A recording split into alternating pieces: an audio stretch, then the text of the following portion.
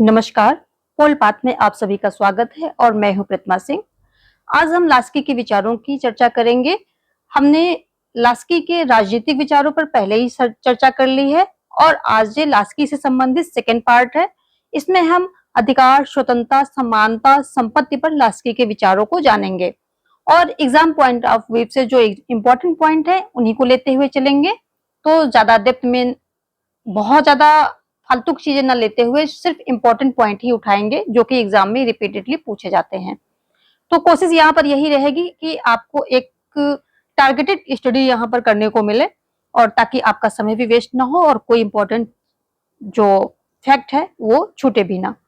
उससे अब हम आगे बढ़ेंगे। आगे बढ़ने से पहले हम आपको बताना चाहेंगे कि आप यहाँ यदि पीजीटी पॉलिटिकल साइंस की प्रिपरेशन कर रहे हैं तो प्लेलिस्ट में जाकर के चेकआउट करें और प्लेलिस्ट कोर्स वीडियो के नाम से प्लेलिस्ट लगी हुई है, उसमें उसको आप अवेल करें और अवेल करके सारे नोट्स बना लें और अपनी प्रिपरेशन कर सकते हैं। सभी वीडियोज वहां पर अपलोडेड हैं और आप हमारे चैनल पोल पाथ को भी ज्वाइन कर सकते हैं। तो यदि कोई पीडीएफ वगैरह मैं क्लास की अपनी अपलोड करती हूँ तो यहीं पर आपको मिलेगी। पोल पाथ के नाम से ये एक टेलीग्राम बना हुआ है, ग्रुप है जिसमें कई सारे बच्चे पहले ही जुड़े हुए हैं, तो आप भी यदि इच्छुक हैं तो जुड़ सकते हैं। तो चलिए हम देखेंगे आज का अपना जो लास्की के विचार है इनके बारे में जानेंगे। तो लास्की के क्या विचार हैं? राजनीतिक विचार यदि आपने अभी तक नहीं देखे हैं तो वेरी वेरी इंपॉर्टेंट है, वो आप वीडियो जो है देख करके इसके पहले का पार्ट। लास्की के अनुसार राज्य का उद्देश्य व्यक्ति का नैतिक विकास करना है और व्यक्ति के पूर्ण विकास के लिए अधिकार आवश्यक है। अधिकार, ये इनका एक कोटेशन है, बहुत ही फेमस है और तो इसको आप थोड़ा सा ध्यान देके देखेंगे कि अधिकार सामाजिक जीवन की वो परिस्थितियां हैं जिनके अभाव में सामान्यता कोई भी व्यक्ति अपने व्यक्तित्व का विकास नहीं कर सकता है। तो अधिकार क्या है? सामाजिक जीवन की वो परिस्थितियां हैं जो कि इंसान के लिए इतनी जरूरी होती हैं कि उनके अभाव में व्यक्ति का व्यक्तित्व है उसका विकास नहीं हो सकता है। तो लास्की के अनुसार क्या है? राज्य का उद्देश्य क्या है? व्यक्ति का नैतिक विकास करना है। तो यहाँ पर ये देखिए क्वेश्चन यहाँ से बनता है लास्की के अनुसार, तो नैतिक विकास जो है करना है। राज्य का उद्देश्य है कि व्यक्ति का नैतिक विकास करे और इस विकास के लिए क्या है? अधिकार आवश्यक है। उसी के संदर्भ में इन्होंने ये कोटेशन दी है जो कि यहाँ पर है, काफी इंपॉर्टेंट है, इसको आप नोट डाउन कर लेंगे और इसकी पीडीएफ भी आपको मिल जाएगी। आगे जो है लास्की के विचारों को देखें तो क्या है कि अधिकारों का अस्तित्व राज्य के पूर्व से ही है, ऐसा लास्की का मानना है। जो जैसे और ये सामाजिक समझौते के दूसरे विचारक हैं वो भी यही मानते हैं कि अधिकारों का अस्तित्व राज्य के पूर्व से ही, राज्य उन्हें स्वीकार करे अथवा ना करे इस बात का अधिकारों पर कोई प्रभाव नहीं पड़ता है। तो ये लास्की के विचार हैं। यहां से भी क्वेश्चन बनता है कि लास्की के अनुसार क्या है? ये जो अधिकार हैं वो राज्य से पूर्व हैं। तो इतना देखना है कि अधिकारों का अस्तित्व राज्य से पूर्व है अकॉर्डिंग टू लास्की, ये मेन इंपॉर्टेंट है। यहां से आगे है कि लास्की ने प्राकृतिक और वैधानिक अधिकारों का खंडन किया है और उनके अनुसार अधिकारों का अनिवार्य स्रोत नैतिकता है, जो हमने पहले ही अभी बात कर ली है, और वह ऐसी सामाजिक परिस्थितियों का प्रतिनिधित्व करते हैं जिनके द्वारा मनुष्य का आत्म विकास हो। तो नैतिकता है, आत्म विकास की बात करते हैं ये और नैतिकता की बात करते हैं। राज्य का उद्देश्य क्या है? व्यक्ति का नैतिक विकास करना है। ये कुछ कीवर्ड हैं, इनको आप पकड़ लेंगे तो आपका क्वेश्चन कभी गलत होगा ही नहीं। आगे लास्की ने क्या किया है कि इनकी बहुत ही फेमस पुस्तक है, कौन सी पुस्तक है? ग्रामर ऑफ पॉलिटिक्स, ये इनकी फेमस पुस्तक है। इसी में इन्होंने अधिकारों का उल्लेख किया है। तो ये भी एक पॉइंट यहाँ से उठाने वाला है कि अधिकारों का उल्लेख कहाँ किया गया है। ग्रामर ऑफ पॉलिटिक्स जो इनकी पुस्तक है लास्की की, हेरोल्ड लास्की की, उसमें इन्होंने अधिकारों का प्रॉपर विवेचन किया है। पूरी तरह से इन्होंने वहां पर इसको विस्तृत वर्णन दिया है।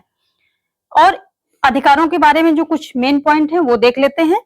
तो अधिकार प्राकृतिक है और राज्य उनका निर्माणक नहीं है। जैसे हमने अभी भी बात की थी कि अधिकार कैसे हैं? प्राकृतिक हैं, राज्य उनका निर्माणक नहीं है।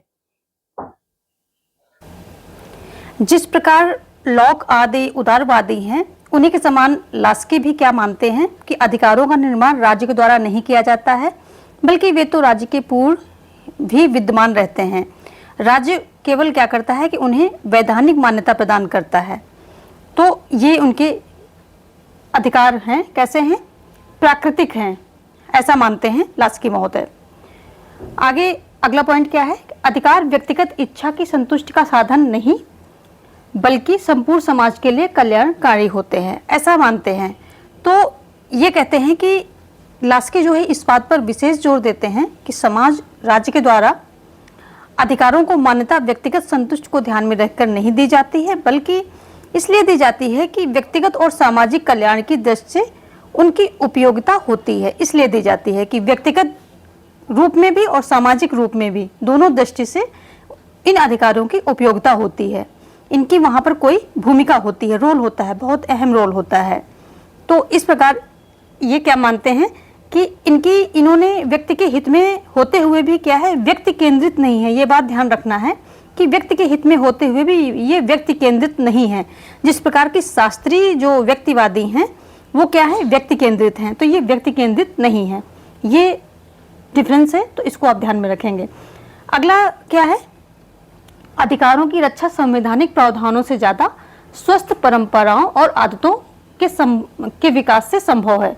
तो जैसे कि संविधान में बहुत सारे प्रावधान बना दिए गए, लेकिन अगर अपनी इंडिया में ही देखो, जब तक कि वो आदतों में लोगों की नहीं आता है, तो संवैधानिक प्रावधान बनने के बाद भी वो फॉलो नहीं किए जाते हैं, उनका कोई उतना मतलब निकलता नहीं। कहते हैं कि नहीं, पेपर पे तो है, सारे रूल्स हैं, रेगुलेशन है, पर ऑन ग्राउंड कुछ भी नहीं है। तो वही बात यहाँ पर भी बताई जा रही है कि आदतों के विकास से, यानी कि जो भी रूल्स एंड रेगुलेशन है उनको आदतों में डालना होता है, प्रैक्टिकल उसमें लाना होता है। तो यहाँ पर संवैधानिक से ज़्यादा क्या इन्होंने बल दिया है कि लोगों की आदतों में जो है, जितने भी प्रावधान हैं, रूल्स एंड रेगुलेशन हैं, जो भी नैतिकता है, जो नियम कानून है, वो लोगों के आदतों में होने चाहिए, परंपराओं में होने चाहिए, ऐसा इन्होंने माना है। नेक्स्ट पॉइंट क्या है? अधिकारों के बारे में बताते हुए ये बताते हैं कि अधिकारों की सिद्धि व्यक्ति और राज्य के परस्पर कर्तव्य उन्मुख संबंधों से संभव है।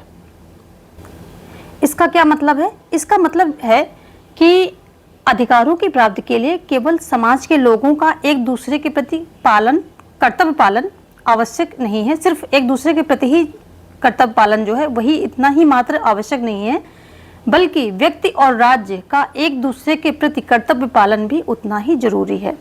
राज्य का कर्तव्य है कि वह व्यक्ति को अधिकार प्रदान करे, और यदि वह अधिकार प्रदान नहीं करता है तो व्यक्ति से अपने प्रति निष्ठा की मांग भी नहीं कर सकता है।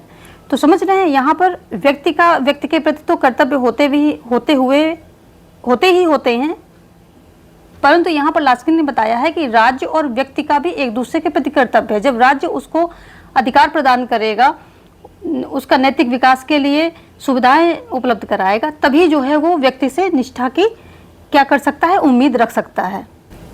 और दूसरी ओर क्या कहते हैं लास्की कि व्यक्ति का कर्तव्य है कि वह राज्य के प्रति पूर्ण वफादारी का भाव रखे, अन्यथा उसे राज्य से उन परिस्थितियों की मांग करने का कोई अधिकार नहीं है जो उसके व्यक्तित्व के विकास के लिए और समग्र समाज के कल्याण के लिए आवश्यक है।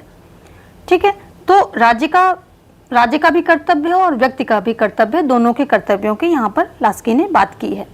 अब हम देखेंगे अधिकारों के प्रकार, देख लेते हैं। इन्होंने अधिकारों के प्रकार को बताते हुए कौन कौन से अधिकार व्यक्ति को मिलने चाहिए। वैसे तो ये कहते हैं कि जो अधिकार होते हैं समय और परिस्थितियों के अनुसार चेंज होते रहते हैं, इनकी क्या है, कोई निश्चित सूची नहीं होती है। यदि हम अधिकारों के प्रकार की बात करें तो कोई निश्चित सूची नहीं होती है, चेंज होते हैं, लेकिन कुछ ऐसे अधिकार होते हैं जो होने ही होने चाहिए। तो ये मूलभूत अधिकारों की बात में क्या आ जाता है कि विचार अभिव्यक्ति की स्वतंत्रता होनी चाहिए और सरकार की आलोचना करने का अधिकार होना चाहिए नागरिक के पास। दूसरा क्या है, शांतिपूर्ण प्रदर्शन करने और संघ बनाने का अधिकार होना चाहिए।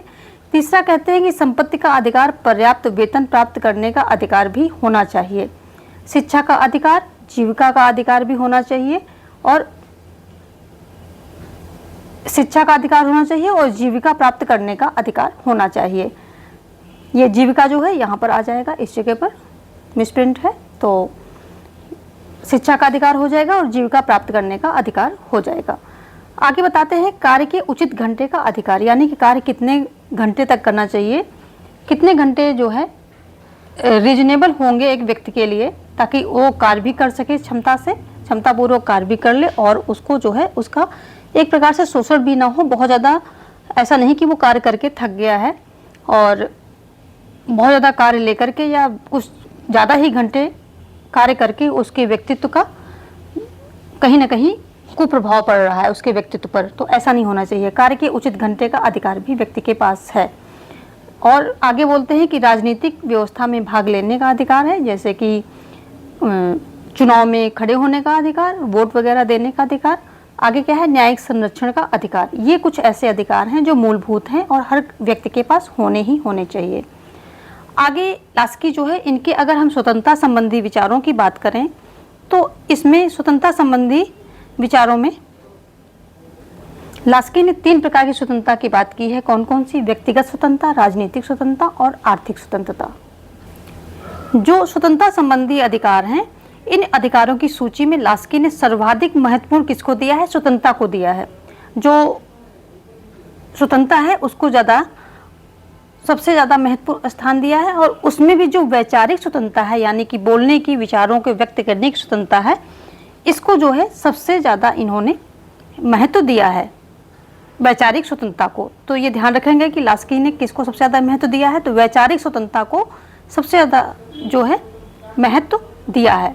और अधिकारों में, अगर टोटल अधिकारों में किसको महत्व दिया है तो किसको दिया है? स्वतंत्रता को महत्व इन्होंने सबसे ज़्यादा दिया है, और स्वतंत्रता के अंतर्गत वैचारिक स्वतंत्रता को सबसे अधिक महत्व दिया है। ठीक है। और ये कहते हैं कि हर व्यक्ति को मतलब उसको बोलने की, अपने विचार व्यक्त करने की स्वतंत्रता होनी चाहिए।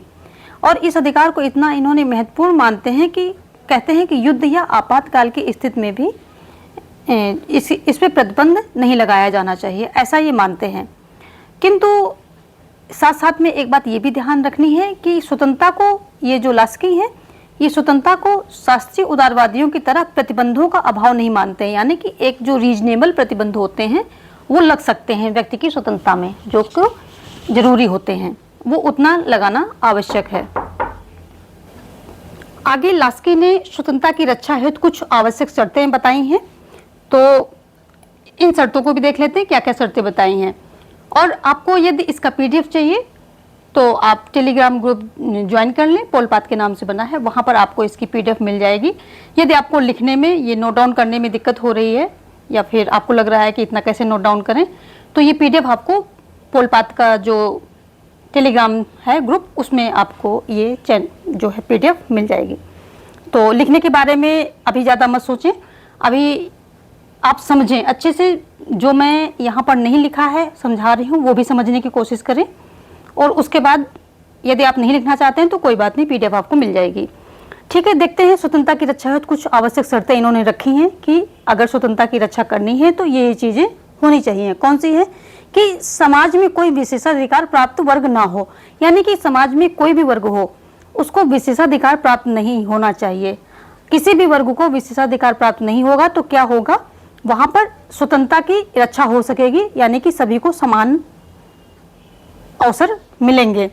दूसरा नियम इन्होंने रखा है कि सामान्य नियम शासकों और शासितों दोनों के लिए मान्य होगा। यहाँ पर मिसप्रिंट है तो इसको हम यहाँ पर हो कर लीजिए, दोनों के लिए मान्य हो। तो जो नियम है वो शासक और शासितों दोनों के लिए मान्य हो। ऐसा नहीं कि एक जो गरीब इंसान है उसके लिए तो सारे रूल्स उसको फॉलो करने जरूरी हैं, कुछ उसने अपराध किया तो उसको दंड मिल रहा, लेकिन अगर कोई देश का PM है, CM है, या कोई और बड़ा VIP पर्सन है तो वो अपराध करके बच गया, ऐसा नहीं होना चाहिए, सबके लिए बराबर होने चाहिए। अगला नियम बताते हैं कि राजनीतिक शक्ति पर किसी विशेष वर्ग का अधिकार ना हो और सत्ता तक सभी की पहुंच हो। तो क्या बता रहे हैं कि जो राजनीतिक शक्ति है उस पर किसी विशेष वर्ग का अधिकार नहीं होना चाहिए, उस सत्ता पर गरीब भी पहुंच जाए, अमीर भी पहुंच जाए, यानी कि जो इच्छुक हो, जिसमें कैपेबिलिटी हो, जो उस तरह की क्षमताओं को रखता है, वो अपनी योग्यता और लोगों की जो है, अगर उसमें लोग उसको एग्री करते हैं, उसको चुनते हैं लीडर के रूप में, तो उसकी पहुंच वहां तक होनी चाहिए, किसी भी वर्ग का वहां पर आधिपत्य नहीं होना चाहिए। अगला पॉइंट कहते हैं कि राज्य पक्षपात रहित आचरण करे, यानी कि राज्य के लिए सभी नागरिक, सभी वर्ग, सभी धर्म जो भी है सब बराबर होने चाहिए, कोई उसका अपना और कोई पराया नहीं होना चाहिए, यानी कि कोई सगा और कोई किसी के साथ उसका भेदभाव नहीं होना चाहिए। आगे बताते हैं कि शिक्षा की व्यवस्था हो और प्रेस की स्वतंत्रता हो, यानी कि शिक्षा की व्यवस्था भी होनी चाहिए और प्रेस की स्वतंत्रता भी होनी चाहिए। प्रेस की स्वतंत्रता से क्या होता है, सारी बातें समाज में उठाई जाती हैं और लोग उसका, अच्छी बातें होती हैं तो उनको अप्रिशिएट करते हैं, बुरी बातें होती हैं तो उनका आलोचना की जाती है, जिससे कि वो बातें आगे ना हो। शिक्षा की व्यवस्था होनी चाहिए, क्योंकि शिक्षा ही वो ऐसी टूल है, हथियार है, जिसके द्वारा सारे नागरिक हमारे जागरूक होते हैं और उनकी कैपेसिटी, उनका नैतिक विकास होता है, उनकी कैपेसिटी जो है बढ़ती है और हर एरिया में उनकी जागरूकता होने की वजह से वो एक अच्छे क्या होते हैं, समाज के अच्छे नागरिक बन पाते हैं। आगे है कि नागरिकों की स्वतंत्रता की रक्षा के लिए आवश्यक साहस की प्रवृत्ति हो, क्योंकि साहस ही स्वतंत्रता का मूल मंत्र है। तो नागरिकों की स्वतंत्रता का मूल मंत्र क्या है, साहस है, यानी कि उनके अंदर साहस इतना होना चाहिए कि वो अपनी स्वतंत्रता के लिए, अपने अधिकारों के लिए लड़ सकें। तो ये मूल मंत्र है, क्या है, साहस ही स्वतंत्रता का मूल मंत्र है। यानी कि जो भी अगर कुछ बुरा हो रहा है, कुछ गलत हो रहा है, तो उसके खिलाफ आवाज उठाने की उनमें साहस होना चाहिए, क्योंकि अगर वो आवाज ही नहीं उठाएंगे तो कोई उनके अधिकारों का हनन होता ही रहेगा। आवाज उठाने की क्या है, उनका प्रवृत्ति होनी चाहिए, उनके अंदर साहस होना चाहिए और यही स्वतंत्रता का मूल मंत्र है। तो ये इनके विचार हैं। आगे विचार क्या है देखेंगे, समानता संबंधी इनके कुछ विचार हैं। इसके बारे में बताते हुए ये कहते हैं कि समानता का वास्तविक अर्थ है कि विशेष अधिकारों का अंत होना चाहिए और सभी को अपने व्यक्तित्व के विकास हेतु समान अवसर प्राप्त होने चाहिए। ये लास्की का मेन थॉट है समानता के बारे में। इसके अतिरिक्त समाज के सभी व्यक्तियों की पहले न्यूनतम आवश्यकता पूरी होनी चाहिए, उसके बाद ही अन्य व्यक्तियों को विलासिता का साधन उपलब्ध कराया जाए। ऐसा नहीं है कि कुछ लोगों को तो रोटी भी नहीं मिल रही है और कुछ लोग क्या कर रहे हैं कि विलासिता का जीवन जी रहे हैं, ऐसा बिल्कुल भी नहीं होना चाहिए। और इन्हीं बातों को स्पष्ट करने के लिए इन्होंने एक इनकी परिभाषा है, मुझे केक खाने का कोई हक नहीं है अगर मेरे पड़ोसी को मेरे इस हक के कारण रोटी ना खाने को विवश किया जा रहा है। तो ये इनका कोटेशन है और ये भी एग्जाम में रिपीटेडली पूछा जाता है। तो यदि यहाँ पर ये नोट डाउन नहीं किया है मैंने, इसको आप नोट डाउन कर लें, यहाँ पर मैंने इसको मेंशन नहीं किया है। आगे देखेंगे हम, अगला इनका है संपत्ति संबंधी धारणा। तो इनकी संपत्ति संबंधी धारणा भी किससे है, जो संपत्ति संबंधी विवेचना है ये भी इन्होंने ग्रामर ऑफ पॉलिटिक्स में इसकी चर्चा की है। तो ये भी ध्यान रखेंगे, जो अधिकार से संबंधित जितने हैं ये ग्रामर ऑफ पॉलिटिक्स में चर्चा की गई है और संपत्ति संबंधी जो अधिकार हैं उनकी भी चर्चा इन्होंने इसी बुक में की है। तो यहाँ पर इन्होंने जो पॉइंट दिया है क्या है, संपत्ति की वर्तमान व्यवस्था मनोवैज्ञानिक दृष्टि से अपूर्ण है, ऐसा ये बताते हैं। तो ये कहते हैं कि संपत्ति की जो विद्यमान व्यवस्था है इसमें लोग भविष्य में बेकार हो जाने यानी काम छूट जाने के डर से आजीविका के समुचित साधन उपलब्ध न होने के भय से त्रस्त रहते हैं, जिसके कारण वह न तो अपने समग्र व्यक्तित्व का विकास कर पाते हैं और ना ही अपने समस्त गुणों का क्रियान्वयन कर पाते हैं। भविष्य की चिंता उन्हें संपत्ति को संचित करने के लिए प्रेरित करती है, जिसके कारण वे चाहते हुए भी दया और दान जैसे गुणों को नहीं अपना पाते हैं और वो संपत्ति एक्यूमुलेट यानी कि संपत्ति के संग्रह में ही लगे रहते हैं। तो यहाँ जो व्यवस्था है, वर्तमान व्यवस्था है, वो कैसी है, मनोवैज्ञानिक दृष्टि से अपूर्ण है, जिसमें व्यक्ति क्या है भविष्य को लेकर के त्रस्त रहता है, यानी कि चिंतित रहता है कि कब उसका जो है आजीविका छिन जाए या फिर आजीविका के समुचित साधन उपलब्ध नहीं होने से वो उसी चिंता में रहते हैं कि पता नहीं किस समय जो है उसकी आजीविका छिन जाएगी। तो वो ज़्यादा से ज़्यादा अगर आजीविका में है तो ज़्यादा से ज़्यादा जो है धन को इकट्ठा कर ले, ताकि यदि भविष्य में ऐसा कुछ होता है, आजीविका छिन जाती है, तो उसके पास धन हो अपने जीवन यापन के लिए। और इस वजह से वो दया दान जैसे गुणों को अपना नहीं पाते हैं, ऐसा लास्की का मानना है। अगला पॉइंट है संपत्ति का वितरण नैतिक दृष्टि से अपूर्ण है, ऐसा ये मानते हैं। तो नैतिक दृष्टि से संपत्ति की प्रचलित व्यवस्था इसलिए अपूर्ण है क्योंकि इसके माध्यम से उन लोगों के हाथों में अधिकार और साधन प्राप्त होते हैं जिन्होंने इसे प्राप्त करने के लिए कुछ नहीं किया। संपत्ति के बल पर ऐसे लोग क्या करते हैं कि समाज और राजनीतिक व्यवस्था पर अधिकार कर लेते हैं और समाज का एक बड़ा वर्ग इनकी अधीनता स्वीकार करने के लिए बाध्य हो जाता है। संपत्ति का जो वितरण है इस रूप में नहीं होता जिससे उत्पादन कार्य में वास्तव में संलग्न व्यक्तियों को स्वास्थ्य और सुरक्षा की गारंटी मिल सके। तो ऐसा ये लास्की का मानना है कि नैतिक दृष्टि से क्या है, ये अपूर्ण है, ये मानते हैं। और संपत्ति संबंधी इनका अगला विचार क्या है कि व्यक्तिगत संपत्ति के कारण दोषपूर्ण सामाजिक और राजनीतिक व्यवस्था का जन्म। तो इस पर लास्की अपने विचार देते हुए कहते हैं कि व्यक्तिगत संपत्ति के कारण संपूर्ण सामाजिक और राजनीतिक व्यवस्था ही दूषित हो जाती है। समाज की वास्तविक जरूरतों का ध्यान नहीं रखा जाता और ऐसे कार्यों पर व्यय किया जाता है जो समाज के लिए अनुपयोगी होते हैं और जिनके कारण प्राकृतिक साधनों पर दबाव पड़ता है। अगर इन्हीं के शब्दों में देखें तो इन्होंने कहा है, जब आवश्यकता मकानों की होती है तो सिनेमा घर खड़े किए जाते हैं, या धन का व्यय क्या है, जो युद्ध के पोत होते हैं, शिप होते हैं, उनके निर्माण पर किया जाता है। अनेक गलत वस्तुओं का उत्पादन किया जाता है। जो वस्तुएं बनाई जाती हैं उनकी गलत ढंग से उनका वितरण कर दिया जाता है। प्राकृतिक साधनों को मिलावट के द्वारा केवल इसलिए दूषित किया जाता है कि उनसे व्यक्तिगत लाभ प्राप्त हो सके। तो ये इनका तीसरा पॉइंट है कि राजनीतिक जो व्यक्तिगत संपत्ति के कारण क्या होता है कि दोषपूर्ण सामाजिक और राजनीतिक व्यवस्था का जन्म होता है। अगला पॉइंट, इसमें जो बातें हमने बताई हैं उसको आप नोट डाउन भी कर सकते हैं मेन पॉइंट की तरह से, या फिर आप उसको एक कॉन्सेप्ट की तरह अपने माइंड में भी रख सकते हैं।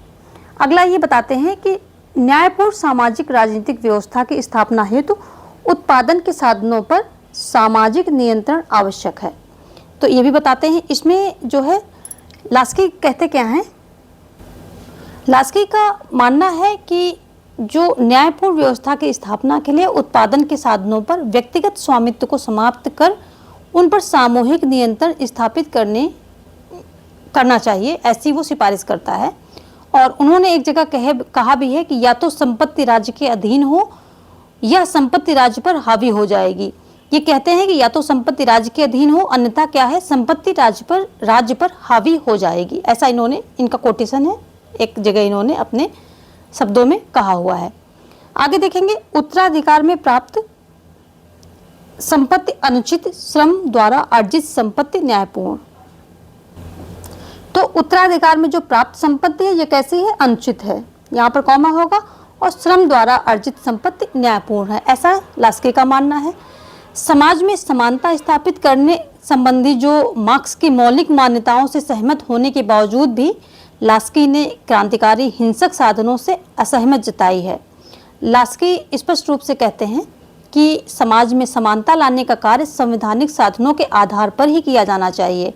यानी कि समानता लाना चाहते हैं पर कैसा, संवैधानिक रूप से, संवैधानिक जो रूल्स हैं उनको फॉलो करते हुए, ना कि मार्क्स की तरह क्रांति के सहारा लिया है। इन्होंने मार्क्स की तरह क्रांति के सहारा नहीं लिया है बल्कि संवैधानिक रूल्स का सहारा लिया है। और ये कहते हैं कि किसी प्रकार के बल प्रयोग या हिंसक साधनों के माध्यम से नहीं करना चाहिए। जो समाज में समानता लाने का कार्य हिंसक साधनों का प्रयोग करके नहीं करना चाहिए। इनके अनुसार इस बात की संभावना ज़्यादा है कि धीमी गति से किया गया कार्य अधिक लाभदायक होगा। उल्लेखनीय है कि लोकतंत्र में परिवर्तन का कार्य कानून के माध्यम से किया जाता है और कानून बनाने की प्रक्रिया एवं उसका क्रियान्वयन समय साध्य होता है, यानी कि इसमें समय लगता ही लगता है। इन विचारों से स्पष्ट होता है कि क्या है कि लास्की एक कैसे हैं, प्रजातांत्रिक समाजवादी विचारक हैं। तो लास्की कैसे हैं, प्रजातांत्रिक समाजवादी विचारक हैं, ना कि मार्क्सवादी नहीं है। मार्क्सवादी कैसे करते हैं, क्रांतिकारी संघर्ष, हिंसक संघर्ष के द्वारा क्या करना चाहते हैं कि समाज में समानता लाना चाहते हैं। बट जो लास्की हैं ये प्रजातांत्रिक समाजवादी हैं, यानी कि संवैधानिक रूल्स को फॉलो करते हुए समाज में समानता का पक्ष रखते हैं। तो आज का जो लास्की के अधिकारों पर विचार थे उनको हमने सारा कवर किया है। जो मेन पॉइंट हैं वो हमने यहाँ पर कवर किए हैं और उम्मीद है आपको इस क्लास से, इस वीडियो से काफ़ी हेल्प मिलेगी। जो नए लोग हैं उनको तो कॉन्सेप्ट समझने में बहुत ही ज़्यादा हेल्प मिलने वाली है, क्योंकि यहाँ पर सारे मेन पॉइंट लास्की के बारे में दिए गए हैं। तो उम्मीद करते हैं ये वीडियो आपके लिए हेल्पफुल रहा होगा, और यदि आपके लिए ये हेल्पफुल है तो इसको प्लीज़ शेयर करें और वीडियो को लाइक भी करें। साथ में यदि आप चैनल पर पहली बार विजिट कर रहे हैं, सब्सक्राइब अभी तक नहीं किया है, तो वो भी कर लें। मिलते हैं कुछ और टॉपिक के साथ, किसी और विचारक के साथ। तब तक के लिए आप देखते रहिए, पढ़ते रहिए, नोट्स बनाते रहिए और हेल्दी रहिए। धन्यवाद।